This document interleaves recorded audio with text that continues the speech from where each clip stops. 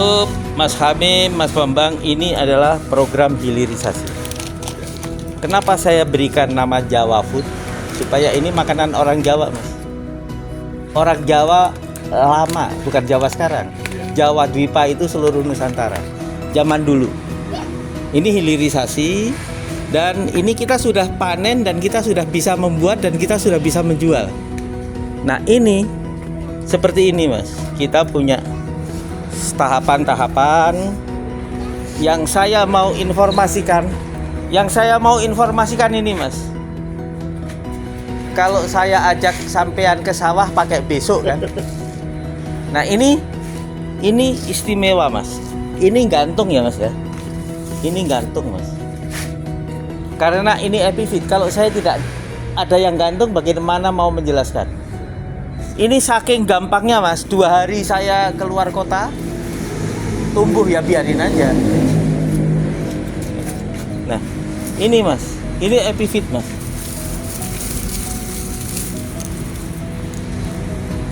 Ini berbuah. Ini akar udara. Jadi kan menjadi sederhana pada saat saya tanam di polybag seperti ini. Jadi ini kerjaan orang malas.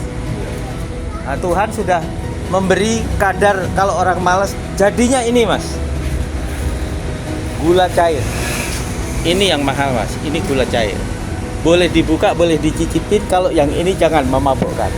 Ini saya mempunyai cita-cita untuk membuat minuman. Orang Bali dan Manado perlu ini, Mas. Saya perbandingkan antara merah, putih, dan kacang hijau. Masih menang kita.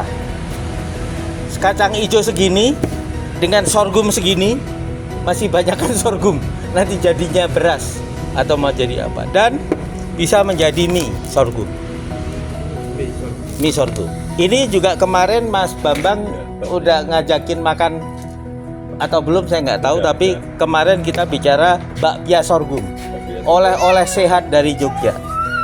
Nah, ini adalah pupuk dan segala macam. Nah, ini sambil ngisi, Mas. Anda kesini silahkan sambil ngisi absensi supaya nanti dapat jatah beras dibawa pulang. Ini pupuk-pupuk yang kita gunakan untuk skala awal. Kita bekerja sama dengan berbagai. Kalau orang pertanian sebetulnya sama saja. Tapi kita memilih pupuk-pupuk yang mempunyai keterkaitan dengan kita. Nah, ini yang sudah menanam, Mas, dari September ya, Mas ya. Dari September kita, yang sekarang September kita dari yang 15 September ini kita sudah panen. Di Banyuwangi kita sudah panen 15 ton.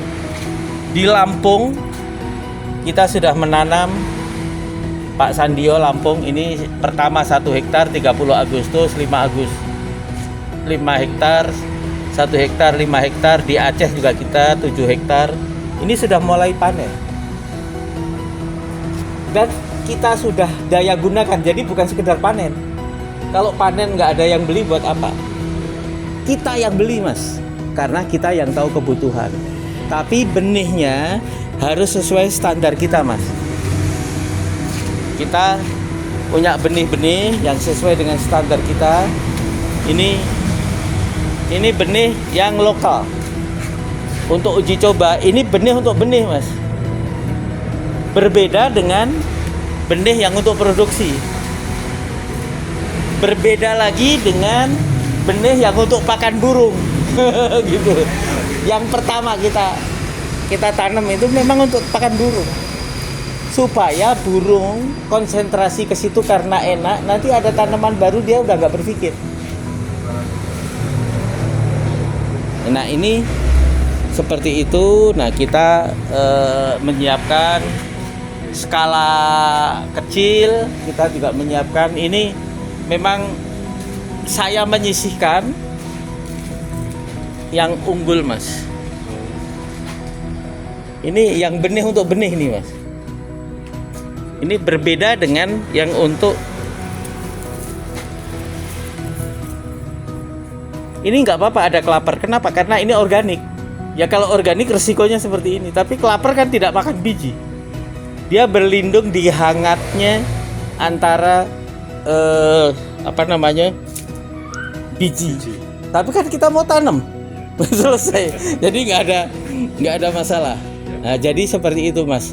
Monggo, kita baru duduk kan enak ngomongnya. Kalau belum punya pengetahuannya, belum punya inilah ngomongnya bingung kita. Nah, ini monggo nanti kita makan sidat, Mas. Sorghum adalah tanaman serealia yang berasal dari Afrika Timur. Tanaman ini cukup populer sebagai sumber pangan alternatif di Indonesia dan daerah tropis lainnya. Sorghum memiliki kandungan nutrisi yang tinggi dan berpotensi sebagai pengganti beras. Dari Seknas Genta, jauh-jauh saya undang untuk mengapresiasi setelah melihat penjelasan, setelah melihat TP, setelah melihat sorghum ditanam, ditebar saja hidup. Mungkin program ke depan bisa berkolaborasi. Kepada Pak Haris, saya berikan waktu. Assalamualaikum warahmatullahi wabarakatuh. Yang saya hormati tuan rumah, dan tidak kalah penting yang saya hormati bapak-bapak veteran, purnawirawan. Hari ini adalah Hari Pahlawan, dan marilah kita sama-sama semuanya mengucapkan selamat Hari Pahlawan bagi bangsa kita.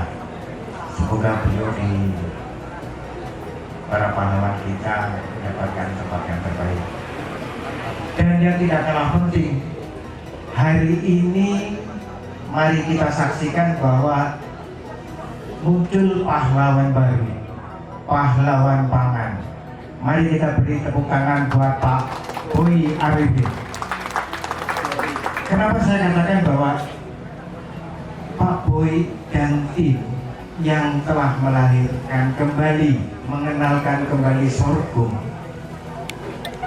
itu adalah satu hal yang luar biasa. Bayangan kita dari kecil dulu sorghum itu yang makanan sampingan, makanan burung. Akan tetapi hari ini kita semua dipersaksikan bahwa sorghum itu sudah bisa setara dengan beras. Sorghum itu sudah bisa disetarakan juga dengan kedelai, karena kita menyaksikan ada tempe sorghum. Sorghum ternyata bisa menjadi tepung yang juga setara dengan tepung terigu. Dan yang tidak kalah hebat,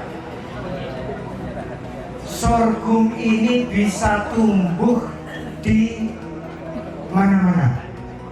Sorghum ini belum banyak hama yang menyerang. Berbeda dengan padi. Di beberapa tempat sudah 2-3 kali panen gagal gara-gara hama. Sorghum enggak. Sehingga ini adalah satu hal yang sebetulnya sudah dicari oleh pemerintah kita. Hari ini kebutuhan makanan pokok kita dari beras 28% sudah beralih ke terigu. Terigu 100% itu impor. Nah, di kita hari ini melewati perjuangannya Pak Boy Arifin dan Sorghum Sejahtera Foundation sudah menemukan. Bayangkan, produktivitasnya adalah 6 ton per hektar selama 6 bulan. Berarti 1 tahun adalah 12 ton. Sementara lahan-lahan kita yang tidak bisa ditanami padi, lahan-lahan marginal, lahan-lahan terlantar, itu cocok buat sorghum. Bahkan raw sorghum itu bisa ditanam di titikan rumah. Saya kira ini betul-betul harus kami apresiasi. Akan kami laporkan kepada Ketua Seknas Genta Pangan. Seknas Genta Pangan Mandiri ini saat ini masih dipimpin oleh Mas Budiman Sujatmiko yang saat ini juga menjadi Kepala Badan Pengentasan Kemiskinan. Tadi saya sudah sampaikan ke Pak Boy. Pak Boy, ini proyek pertamanya adalah untuk program pengentasan kemiskinan. untuk daerah-daerah atau tempat binaannya Pak Boy Arifin. Saya kira itu Pak Boy. Pak Boy, kami mengapresiasi sekali. Kami juga akan mensosialisasikan ini kepada seluruh jajaran kepengurusan kita di tingkat kabupaten untuk bisa ikut andil mensukseskan program yang sudah disetuskan oleh Pak Boy. Sekali lagi, mari kita tepuk tangan bersama memberikan apresiasi buat Pak Boy Arifin. Terima kasih. Assalamualaikum warahmatullahi wabarakatuh. Siapa kita?